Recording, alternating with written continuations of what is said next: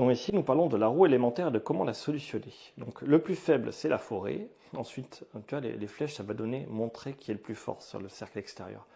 Donc plus faible, forêt, feu, eau, foudre, vent, et la montagne est le plus fort. Mais tu vois, les flèches au milieu et celle-ci, c'est des exceptions. Mais commençons par ce cas simple. Donc tu vois, je vais jouer, hop, voilà, ça c'est, je joue la montagne. Il y a quelqu'un qui va jouer, hop, la foudre, j'avais préparé normalement, et quelqu'un d'autre qui va jouer ici le vent. Voilà. Donc nous avons montagne, vent et foudre. Et donc on regarde ici comment est-ce qu'on solutionne. On a la montagne, le vent et la foudre. Donc la flèche élémentaire fait ceci, sans surprise. La montagne est le plus fort, c'est la montagne qui gagne le pli, ce tour-ci.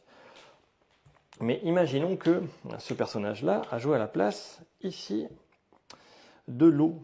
Je te montre, attends, ici, là, comme ça. Là, c'est, hop, là, je ne sais pas si on voit bien, voilà, l'eau. Donc là, il va se passer quelque chose de particulier, tu vois, parce que là, il y a une flèche, et ça, c'est une annulation.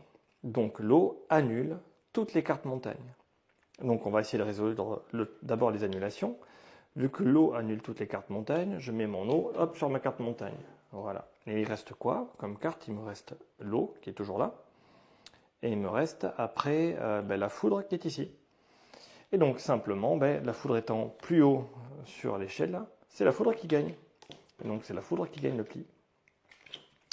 Voilà un peu l'idée. Alors après, tu as un cas particulier. Je te sors les trucs. Là, je vais essayer de te trouver des petites forêts. Tac, tac, tac. Je meuble l'espace sonore.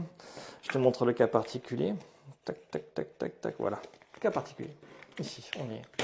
C'est parti. Donc cas particulier, c'est montagne et forêt. Il n'y a que ça. Tu vois, là, on a deux montagnes et la forêt.